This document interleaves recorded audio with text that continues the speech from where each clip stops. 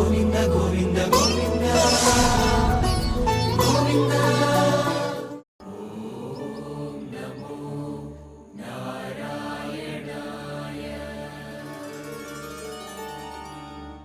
ఓం నమో వెంకటేశాయ. శ్రీ విష్ణు సహస్రనామ మాధుర్యం అనే ధారావాహిక శీర్షిక 47 దాటి 48లోకి అడుగు పెడుతోంది.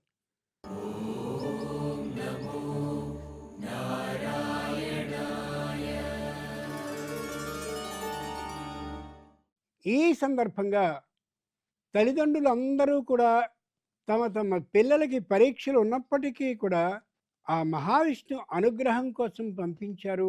ఈ యథార్థాన్ని ప్రేక్షకులందరూ గుర్తుంచుకోగలగాలి. ఎవరెవరైనా సరే, ఏ ప్రాంతాల వారైనా సరే తిరుపతి వచ్చి ఉండి ఉన్నట్లయితే విష్ణు సహస్రనామాన్ని గట్టిగా చదవగలిగిన శక్తి సామర్థ్యాలుంటే తప్పక పాల్గొవచ్చును. కారణం, ప్రపంచం అంతా కూడా విష్ణు సహస్రనామ ఆ ధ్వనులతో నిండిపోవాలనేది ఈ ఎస్సీబీసీ వారి ప్రత్యేకమైనటువంటి ఆ అభిప్రాయం. ఆ స్ఫూర్తితో ఉత్సాహంగా ఈ పిల్లలందరూ చదువుతున్నారు కాబట్టి ఆ ఆనందంతో, అదే స్ఫూర్తితో ఏ విధమైనటువంటి భయము లేకుండా చక్కగా చదవండి. ముఖ్యంగా ముందుగా ఓ విశేషాన్ని తెలియజేస్తాను, ఆ తర్వాత మీరు చదువుదురు కానీ. మత్స్య కూర్మో వరాహశ్చ నారసింహశ్చ వామనః రామో రామశ్చ రామశ్చ కృష్ణ కల్కిరేవచ. ఆంగ్లేయుడు అప్రాచ్యుడున్నాడే, మనకున్నటువంటి చదువులన్నిటినీ ధ్వంసం చేసేసి మేమే మీకు అన్ని చదువుల్ని చెప్పాం అన్నాడే, వాడికి మన దశ అవతారాల గురించి తెలియదు. ఏదైనా ఒక ప్రాణి ఎలా ఎలా ఎలా తాను అలా పెరిగి పెద్దదవుతూ ఉంటుందో ఆ విశేషాన్ని పురాణం మనవి తెలియచేసే తప్ప వాడు కాదు. శ్రీ మహావిష్ణువుటువంటి అవతారాలు ప్రసిద్ధమైనవి 10, మొత్తం ఎత్తిన అవతారాలు 21. వాటిలో మొదటి అవతారం మత్స్యావతారం. మత్స్య అంటే చేప. చేప అనేటటువంటిది నీళ్ళలో మాత్రమే తిరుగుతుంది, అది ఒడ్డుకి ఏమాత్రము రాలేదు. రెండవదైన కూర్మ అవతారం ఉందే, అది నీళ్లలోనూ ఉంటుంది, నేల మీద ఉండగలుగుతుంది. మెల్లగా చూడండి, దీన్ని పరిణామక్రమం అంటారు. మత్స్య కూర్మో వరాహశ్చ, వరాహావతారం మూడవది. అది నీళ్లలో ఎదగలుగుతుంది, నేల మీద ఉండగలుగుతుంది. ఏ చేప అయితే ఉందో ఆ చేపకున్నటువంటి మొత్తం శక్తి అంతా తోకలో ఉంటుంది.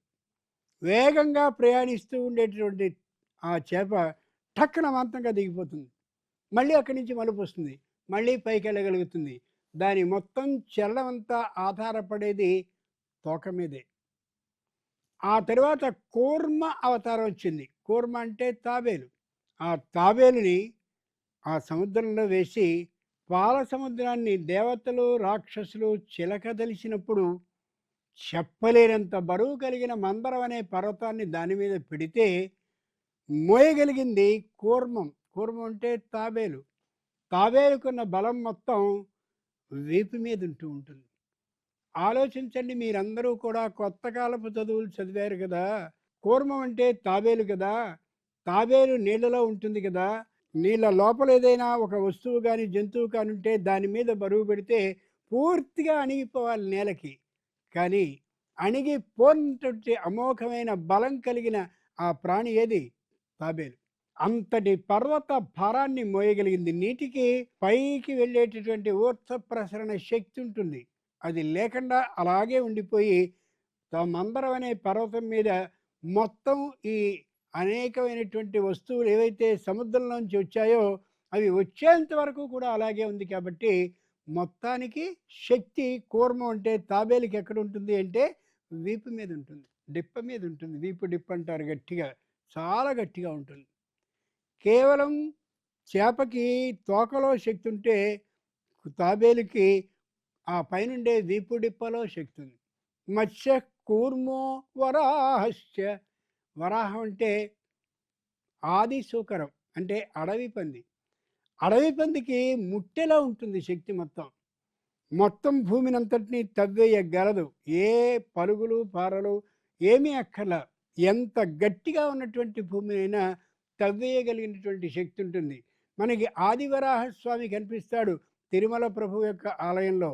ఆయన భూమి నుండి అదే విధంగా తవ్వుకుంటూ పైకొచ్చి అక్కడ తన స్థానాన్ని ఆక్రమించుకుని వెంకటేశ్వరుడు అడిగినప్పుడు ఆ స్థానాన్ని తాను స్వయంగా ఇచ్చాడు. కాబట్టే మొట్టమొదట ఈ స్థలానికి సంబంధించిన యజమానైన ఆ వరాహస్వామిని దర్శించిన తరువాతనే శ్రీ వెంకటేశ్వర స్వామిని దర్శించాలని ఆ విధానాన్ని ఏర్పాటు చేశారని ఒకప్పుడు అనుకున్నాం మనం. కాబట్టి ఈ ఆదివరాహానికి ఉండే శక్తి ముట్టెలో ఉంటుంది. ముట్టంటే ఆ మూతి. మత్స్య కూర్మో వరాహశ్చ నారసింహశ్చ వామనః. నరుడు సింహము కలిపినటువంటి రూపం వచ్చింది. ఆయనకి ఎక్కడుంటుంది ఈ శక్తి? గోళ్లలో ఉంటుంది. అందుకనే మొత్తం చీల్చి పడేశాడు ఆ వచ్చినటువంటి హిరణ్యకశిపుణ్ణి. ఆ గోళ్లలో ఉంటుంది శక్తి. శక్తి మొత్తం అంతా కూడా అక్కడికి తెచ్చుకోవడం ఎంత చిత్రం. ఏదైనా ఒక సీసా మూతిని తీయాలి అని అనుకోండి, మూతని. ఆ మూత చాలా గట్టిగా ఉందనుకోండి, ఏం చేస్తాం?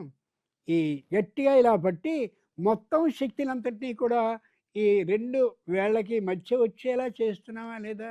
అలాగే నారసింహస్వామి తనకున్నటువంటి బలాన్ని మొత్తాన్ని కూడా ఈ ఏమాత్రము ప్రాణం లేనటువంటి గోళ్లలోనికి తెచ్చుకుని ఆ ప్రాణం లేనటువంటి గోళ్లలోనికి ప్రాణశక్తిని పంపించి చీల్చి పడేసి హిరణ్యకశిపుణ్ణి చంపాడు. నారసింహశ్చ వామనః. తర్వాత పొట్టి రూపం కలిగినటువంటి మనుష్యులు పుట్టడం ప్రారంభించారు. పొట్టి రూపం. పొట్టివాడికి బుద్ధులు ఎక్కువ ఉంటావు కదా, తెలివితేటలు ఎక్కువ అంటారు కదా. అంచేతనే వామన అవతారంలో ఆయన అనుకున్న పని సాధించాడు. రామో రామశ్చ రామశ్చ. తర్వాత అవతారం పరశురామ అవతారం. పరశురాముడు ఎంత శక్తిమంతుడు అంటే ఎవరితోనైనా ధైర్యంగా మాట్లాడగలడు. ఏమాత్రము వెనుకబాటుతనము లేకుండా. ఏమి రామచంద్రమూర్తి, నువ్వేదో శివధనుస్సుని విరిచావుట కదా, నా దగ్గర వైష్ణవధను ఉంది, తేల్చు నీ వ్యవహారాన్ని అని అన్నాడు. అబ్బో, ఆయన భగవంతుడు అనే ఆలోచన ఏమాత్రము లేకుండా ధైర్యంగా మాట్లాడగలిగిన తనం కొందరిలో ఉంటూ ఉంటుంది. అది పరశురామ అవతారం అవుతూ ఉంటుంది. పరశురాముడు అలా అనగానే రామచంద్రమూర్తి ఆ ధనువుని తీసుకుని ధనుస్సులో ఉండే తపశ్శక్తిని మొత్తాన్ని తీసేసుకున్నాడు. ఆ తరువాతి అవతారం రామో రామశ్చ రామావతారం. రామావతారంలో ఆయన మొట్టమొదట ఆ చేపకున్నటువంటి తోకలు లేదు, ఆయనకి కూర్మానికి ఉన్నటువంటి ఆ వీపు డిప్పలేదు, ఆదివరాహానికి ఉండే ముట్టె లేదు, తరువాత నారసింహ అవతారానికి వచ్చే గోళ్ళు లేవు, వామన అవతారంలో ఉండే ఆయనకున్న ఆ బుద్ధి తెలివితేటలు లేవు. పరశురామ అవతారంలో ఇతనికి ఉన్నటువంటి ఆ ఎదిరించే తనం లేదు. కేవలం దేంతో గెలవగలిగాడు? ధర్మంతో గెలవగలిగాడు. కాబట్టి మనం జీవితంలో గుర్తుంచుకోవాల్సింది ఏమిటి అంటే, ధర్మబద్ధంగా కానీ మనం ఉన్నట్లయితే ఎన్ని బలాలు ఎవరికి ఉన్నా సరే ఆ బలాలన్నిటికీ కూడా ధర్మం అనేటటువంటి బలం గొప్పది. కాబట్టి సరైనటువంటి పద్ధతిలో మనం కానీ నడుస్తూ ఉన్నట్టయితే జీవితంలో ఎక్కడైనా సరే, ఎప్పుడైనా సరే, ఎంతమందితో అయినా సరే యుద్ధం కానీ వాగ్వివాదం కానీ వస్తే తప్పక గెలవగలము అనే యథార్థాన్ని ఎప్పుడూ మర్చిపోకూడదు. రామావతారం అంత గొప్పది. రామః. కాబట్టి ధర్మానికి ప్రాధాన్యం ఇవ్వాలని, రుజువైనటువంటి పద్ధతిలోనే మనం నడవాలని, అలా నడిచినట్లయితే మనము అభివృద్ధి చెందుతాం, మన కుటుంబము అభివృద్ధి చెందుతుంది, గ్రామం, రాష్ట్రం, దేశం అంతా కూడా అభివృద్ధి చెందుతుంది. ఆ విశేషాన్ని మర్చిపోవద్దని విష్ణు సహస్రనామం మనకి ఈ విషయంగా తెలియచేస్తుంది. ఇప్పుడు మనం ఒక కొత్త విషయాన్ని తెలుసుకున్నాం కదా. ఈ స్ఫూర్తితో మంచి ఆనందంతో ఉత్సాహంగా 31వ శ్లోకం నుండి 40వ శ్లోకం వరకు చూద్దాం. దాంట్లో ఉన్న కొత్త విశేషం ఇంకోసారి తెలుసుకుందాం. 31 నుండి 40 వరకు చేయాలి. ప్రారంభించండి.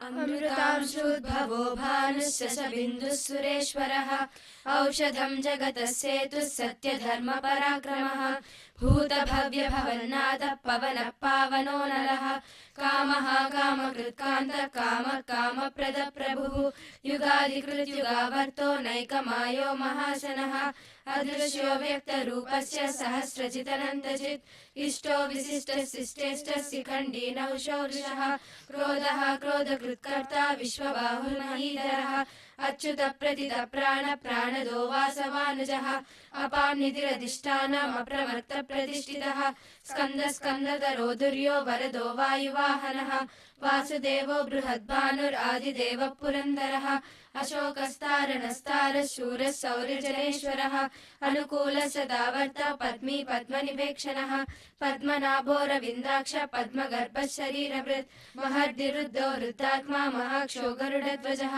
अतुलः सरभो भीमः समयज्ञो हविर्हरिः सर्वलक्षणलक्षण्यो लक्ष्मीवान् समितिञ्जयः विविशरो रोहितो मार्गो हेतुर्दामोदरः सहः महीधरो महाभागो वेगवानमितासनः మహాశన మహా అశన అశనము అంటే తిండి మహా అశన అంటే ఎక్కువ తిండిని తినేవాడు యుగాధికృత్ ఒక నామం చదివాం యుగాలు ఏవైతే ఉంటాయో యుగాలన్నింటినీ చేసినటువంటి వాడు శ్రీ మహావిష్ణువు కదా కృతయుగం అయిపోగానే కృతయుగాన్ని తనలోకి స్వీకరించేసేవాడు తర్వాత త్రేతాయుగం రాగానే త్రేతాయుగం ముగిసింది అనగానే దాన్ని స్వీకరించేవాడు తరువాతిదైన ద్వాపరయుగం రాగానే అది ముగిసిన తర్వాత దాన్ని మింగేసేవాడు ఆ తర్వాత ఇప్పుడు కలియుగం నడుస్తుంది ఇది కూడా అయ్యాక దీన్ని స్వీకరించేస్తాడు ఎన్ని యుగాలని తీసుకున్నాడు కృత త్రేత ద్వాపర కలి ఇన్ని యుగాల్ని అలా తీసేసుకుంటాడు అనుకున్నాం శిశుపాలుడిని చంపాడు శ్రీ మహావిష్ణు స్వరూపుడైన కృష్ణుడు అని ఆ శిశుపాలుడిని చంపిన తర్వాత శిశుపాలుడి నుండి అమోఘమైనటువంటి ఆ దీపజ్వాల వచ్చి ఈ కృష్ణుల్లో కలిసింది అర్థమవుతుందా దాన్ని మహా అశనః స్వీకరించాడు ఆ కృష్ణుడు ఒరేపల్లెలో ఉన్నప్పుడు కంసుడు పంపించాడు పూతన అనే పేరు కలిగిన రాక్షసుని పాలు తాగుతూ ఉన్నటువంటి వంకతో పూతన ప్రాణాలను స్వీకరించేశాడు మహా అశనః ఆ ప్రాణాలను స్వీకరించాడు అలాగే కేసి అనే పేరు కలిగిన రాక్షసుడు వచ్చాడు యుద్ధానికి ఇది కేవలం గుర్రం రూపంలో వచ్చాడు వీడు గుర్రమే కదా అనుకున్నారు అందరూ కానీ కేసిని గుర్రం కాదు వీడు రాక్షసుడు అని అర్థం చేసుకున్న కృష్ణుడు కేసిని చంపి అక్కడి నుండి మళ్ళీ ఆ శక్తిని కూడా గ్రహించాడు అఘ అసురుడు కొండ చిలువ రూపంలో వచ్చాడు కృష్ణుడు చెట్ల మీద కూర్చుని అందరితోటి మాట్లాడడం చెట్ల మీద కోతి కొమ్మొచ్చి ఆట ఉంటుందే అది ఆడడం చేస్తుండేవాడు కాబట్టి వీడు చెట్టు మీదకి వస్తాడు అక్కడ కాటేసి చంపేద్దాం తినేద్దామని అనే పేరు కలిగిన అసురుడు వస్తే ఆ అఘాసురుణ్ణి కూడా రాక్షసుడిగా గమనించినటువంటి కృష్ణుడు చంపేశాడు అతన్ని స్వీకరించాడు ఇలా ఎందరు ఎందరు ఎందరు ఎందరు తనకి ద్రోహాన్ని చేయాలని అనుకున్నాడో మట్టు పెట్టాలి అని అనుకున్నాడో వాళ్ళందరినీ స్వీకరించాడు ఇందరిని స్వీకరించినటువంటి ఆయన మహా అశనః అన్నిటినీ తినేసిన వాడు ఎందుకు కాడు అందుకని మామూలుగా పై అర్థంలో మహా అశనః అంటే తిండిపోతూ అనే అర్థంలో అనిపిస్తుంది కానీ దీని లో అర్థం ఇది ఇంకొక లౌకికంగా మామూలుగా ఆలోచిస్తే మహావిష్ణువు ఒక్కడే కదా ఉండేది ఆ పద్మావతి కూడా అక్కడెక్కడో తిరుచానూరులో కదా ఉంటుంది ఆయనకి ఎందుకు ఇన్ని విధాలైనటువంటి ఆ తినుబండారాలని రోజు ప్రసాదాలుగా సమర్పించాలి అనుకుంటాం మహావిష్ణువుకి ఎంతమంది సంతానం 84 లక్షల జీవరాశులు ఒక్కొక్క ఆ 84 లక్షల జీవరాశులు ఒక్కో భువనంలో ఉంటే 14 భువనాల్లో 84 లక్షల జీవరాశులు ఉంటే అంటే ఒక్కొక్క భువనంలోనూ 84 లక్షల జీవరాశులు ఉంటే అందరికీ ఆహారం కావాలంటే ఏం చేయాలి మహావిష్ణువు అందరికీ సంబంధించిన ఆహారాల్ని స్వీకరించాలి తండ్రి ఉన్నాడు అనుకోండి ఇంట్లో మా పెద్దమ్మాయికి అది ఇష్టం చిన్నమ్మాయికి అది ఇష్టం మూడో అబ్బాయికి అది ఇష్టం నాలుగో అబ్బాయికి అది ఇష్టం అని ఇలా అనుకుని ఎవరెవరికి ఏ ఏ ఆహారాన్ని సమకూర్చి తెస్తాడో అదే విధంగా మహావిష్ణువు కూడా 14 భువనాల్లో ఉండే ఒక్కొక్క భువనంలో ఉండే 84 లక్షల జీవరాశులకి కూడా సరిపోయే ఆహారాన్ని స్వయంగా అక్కడ వండి స్వయంగా అందరికీ కూడా ప్రసాద రూపంగా వినియోగాన్ని చేస్తాడు తప్ప తాను తింటాడు అనేది ఏమాత్రము సరైనటువంటి మాట కానీ కాదు. అంచేత మహా అశన ఇది దీని అర్థం. ఈ స్ఫూర్తితో 41వ శ్లోకం నుండి 50వ శ్లోకం వరకు చదవాలి. మీరు విపరీతమైన వేగంగా చదువుతున్నారు. అంత వేగంగా చదివితే వినేవారికి అర్థం కాదు. అంచేత కొద్ది నిదానించి చదువుదాం. గొంతు స్థాయిని పెంచుదాం తప్ప వేగాన్ని పెంచడం మాత్రం వద్దు. అర్థమైందిగా? ఇప్పుడు ప్రారంభించండి. ఉద్భవక్షోభనో దేవ శ్రీగర్భ పరమేశ్వరః కరణం కారణం కర్తా వికర్తా గహనో గుహః వ్యవసాయో వ్యవస్థానః సంస్థానస్థానదో ధ్రువః పరర్ధి పరమస్పష్ట తుష్ట పుష్ట సుభేక్షణః రామో విరామో విరజో మార్గో నేయో నయోనయః వీరశక్తిమతాం శ్రేష్టో ధర్మో ధర్మ విదుత్తమః వైకుంఠ పురుష ప్రాణ ప్రాణద ప్రణవ పృథుః హిరణ్యగర్భ శత్రుఘ్నో వ్యాప్తో వాయురదోక్షజః ఋతుః సుదర్శన కాల పరమేష్టి పరిగ్రహః ఉగ్ర సంవత్సరో దక్షో విశ్రామో విశ్వదక్షిణః విస్తారస్తావనస్తాను ప్రమాణం బీజమవ్యయం అర్ధోనర్ధో మహాకోశో మహాభోగో మహాధనః అనిర్విన్నస్తవిష్టో భూధర్మయూపో మహామకః నక్షత్రనేమిర్నక్షత్రీ క్షమః క్షామः సమీహనః యజ్ఞయుజ్యో మహేశశ్చ క్రతుః సత్రం సతాంగతిః సర్వదర్శి విముక్తాత్మా సర్వజ్ఞో జ్ఞానముత్తమం సువ్రత సుముఖ సూక్ష్మ సుఘోష సుఖద సుహృద్ మనోహరో జిత క్రోధో వీరబాహుర్విదారణః స్వాపన స్వవసో వ్యాపీ నైకాత్మా నైక కర్మకృత్ వత్సరో వత్సలో వత్సీ రత్నగర్భో ధనేశ్వరః. ధనేశ్వరః. ధనేశ్వర అంటే ధనానికి ఈశ్వరుడు అని అర్థం. ఈశ్వర అనే మాటకి అధికారి అని అర్థం. ప్రపంచంలో ఉండే ఏ ధనానికైనా సరే ఆయన ఈశ్వరుడు, అధికారి. మనకి బుద్ధి అనేది ఒక ధనం, సామాన్యమైనది కాదు. ఆ కాలంలో ఆ విధమైనటువంటి ఆ సరైన నిర్ణయాన్ని తీసుకోవాలి అని అంటే బుద్ధి ధనానికి ఈశ్వరుడు ఆయన కాబట్టి నాకు సద్బుద్ధిని ఇప్పించవయ్యా అని అడిగితే ఇస్తాడు. ధన ఈశ్వర ఒకటి. మనకి సరైనటువంటి గుణాన్ని ఇవ్వాలి. ఆ గుణాన్ని కూడా ఇయ్యడంలో సమర్థత కలిగినటువంటి వారు ఎవరు అంటే శ్రీ మహావిష్ణువు మాత్రమే.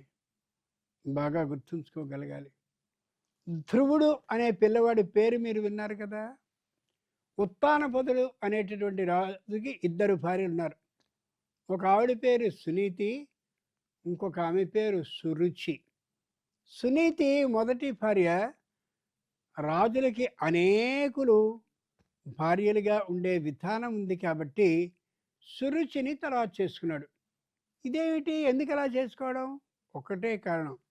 రాజులు అలా చేసుకోవడానికి క్షత్రియులంటే పరిపాలకు రాజ్యాన్ని పరిపాలించేవాళ్ళు కాబట్టి ఒకే ఒక్క భార్య ఉన్నట్టయితే గుణవంతుడు పుట్టకపోవచ్చు, బుద్ధిమంతుడు పుట్టకపోవచ్చు, సరైన ప్రవర్తన కలిగినవాడు పుట్టకపోవచ్చు, లేదా ఏదైనా జాతి అవకరం కలిగిన వాడు పుట్టచ్చు, కాలు చెయ్యి మొదలైనవి లేకుండా పుట్టచ్చు. అంచేత రాజ్యాన్ని పరిపాలించగలిగిన సమర్థత కలిగిన పుత్రుడు ఎవరి ఎందైనా పుడతాడు అనే ఉద్దేశంతో వాళ్ళు అలా వివాహాలను చేసుకునేవారు. సరైనటువంటి సంతానం కలగాలి అని. సునీతి తర్వాత సురుచి అనే ఆమెని చేసుకున్నాడు. సునీతి అనే మొదటి భార్యకి ధ్రువుడనే కుర్రాడు పుట్టి వాళ్ళ నాన్న తొడ మీద నిలబడి చెవి పట్టిలా లాగుతున్నాడు వాడు. వెంటనే ఆ రెండో భార్య అయిన సురుచి వచ్చింది. ఒరేయ్, మీ నాన్న తొడ మీద కూర్చోవాలంటే నా గర్భాన పుట్టాలిరా, దాని గర్భాన పుట్టినటువంటి వాడికి హక్కు లేదు, పో అని నెట్టేసింది. గుర్తుంచుకోండి అమ్మా, చిన్న వయసులో ఏదైనా కానీ ఒక గట్టి మాట అన్నట్టయితే ఆ గుచ్చుకున్నది శాశ్వతకాలం ఉంటుంది గుర్తు. ఇంచేతనే తల్లిదండ్రులు పిల్లలతో మాట్లాడేటప్పుడు చాలా జాగ్రత్తగా ఆలోచించి మాట్లాడాలి. లేకపోతే ఎంతకాలం అయినప్పటికీ కూడా "ఆ వేళ ఏమన్నావో గుర్తుందా" అనేస్తారు. ఆ మాట బాగా గుచ్చుకుంది ధ్రువుడికి. వెంటనే అనుకున్నాడు, ఏం చేయాలి? మహావిష్ణువుని దర్శించాల్సిందే. బయలుదేరాడు. చిన్న కుర్రాడు, 5 సంవత్సరాల వయస్సు వాడు. అడవిలో బయలుదేరి వెళ్ళిపోతున్నాడు వాడు. పులులుంటాయి, సింహాలుంటాయి, కొండ చిలువలుంటాయి, తోడేళ్ళుంటాయి, నక్కలుంటాయి, ఎన్నెన్నో ఎన్నెన్నో ఘాతుక మృగాలుంటాయి తినేసేందుకు. అలా వెళ్ళిపోతూ ఉంటే నారదుడు కనిపించాడు. "ఎక్కడికి వెళ్తున్నావురా" అన్నాడు. "తపస్సుకు వెడుతున్నా" అన్నాడు. "తపస్సు అంటే ఏమిటన్నాడు." "ఏదైతే అది, మహావిష్ణువు జపాన్ని చేసుకుంటానంతే." లోకంలో చెప్తుంది పురాణం, ఒక్కొక్కడికి మంచి శక్తి ఉంటుంది, మంచి ధైర్యం ఉంటుంది, మంచి తెగింపు ఉంటుంది. వాడిని ఆపలేం ఎవరం. నారదుడు అలా చూశాడు వీడిని, ఎక్కడ ఆగే పరిస్థితి కనిపించలా. ఈ మాట విధానం నారదుడు ఆపినా ఆగకుండా వెళుతూ ఉండడాన్ని గమనించి సప్తమహర్షులు కూడా వచ్చారు. వచ్చి వీడి పట్టుదలని గమనించారు. "ఒరేయ్, నువ్వు ఎవరికీ చెప్పనంటే నేను మంత్రం చెప్తాను, వింటావా" అన్నాడు. నారదుడు అన్నాడు స్వయంగా, "లోకంలో చాలామంది ఉంటారు, ఇది ఎవరికీ చెప్పకు అని చెప్తుంటారు. వాళ్ళు కూడా అందరికీ చెప్తూ మీరెవరికీ చెప్పకండి, ఎవరికీ చెప్పకండి అంటారు. చివరికి అది వెళ్ళిపోతుంది. మంత్రం యత్నేన గోపయేత్.